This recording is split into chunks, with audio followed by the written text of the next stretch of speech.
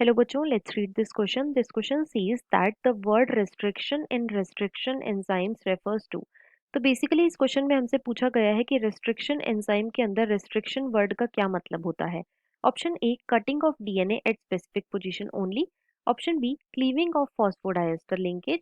Option C prevention of the multiplication of bacteriophage in bacteria. And option D all of the above.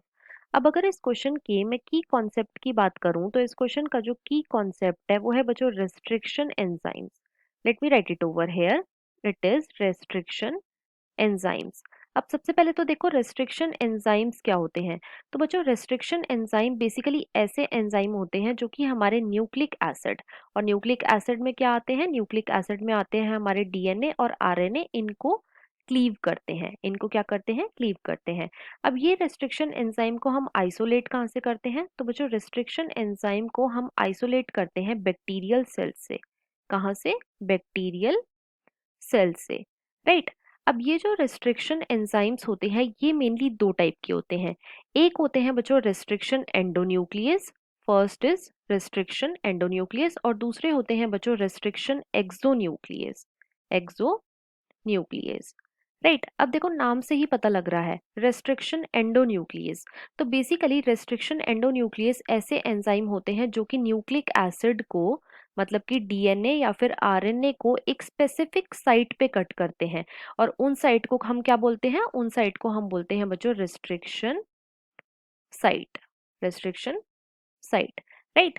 और exonuclease कौन से enzyme होते हैं, तो exonuclease बच्चों ऐसे एंजाइम होते हैं जो कि हमारे न्यूक्लिक एसिड मतलब कि डीएनए और आरएनए को एंड से कट करते हैं, राइट. अब देखो बैक्टीरियोफाज क्या होते हैं, व्हाट आर बैक्टीरियोफाज. तो बेसिकली बैक्टीरियोफाज जो है ये बच्चों कुछ वायरसेस होते हैं. और ये वायरसेस क्या करते हैं, ये वायरसेस बच्चों बैक्टीरिया को इन्फेक्ट करते हैं. ये किनको इन्फेक्ट करते हैं, ये बैक्टीरिया को इन्फेक्ट करते हैं. अब ये जो बैक्टीरियोफाज होता है मतलब कि जो वायरस होता है ये क्या करता है, ये अपने जीनोम को इंसर्ट कर देता है बैक्टीरिया के अंदर. और बैक्टीरिया के अंदर इनका जो जीनोम होता है ये क्या करता है, ये रेप्लिकेट करता है या फिर हम बोल सकते हैं मल्टीप्लाई करता है, राइट. अब बैक्टीरिया इस चीज से बचने की कोशिश करेगा. तो बेसिकली बैक्टीरिया क्या करता है, बैक्टीरिया जो है ये बच्चों रेस्ट्रिक्शन एंडोन्यूक्लियस रिलीज करा देता है. रेस्ट्रिक्शन एंडोन्यूक्लियस को रिलीज कर देता है. और ये रेस्ट्रिक्शन एंडोन्यूक्लियस क्या करता है, तो ये रेस्ट्रिक्शन एंडोन्यूक्लियस जो है ये वायरस के जीनोम को डिस्ट्रॉय कर देता है. इसको डिस्ट्रॉय कर देता है मतलब कि इसको मल्टीप्लाई नहीं होने देता. तो बेसिकली रेस्ट्रिक्शन जो वर्ड है रेस्ट्रिक्शन एंजाइम में वो किसको रेफर कर रहा है, वो रेफर कर रहा है बच्चों prevention of the multiplication of bacteriophage in bacteria.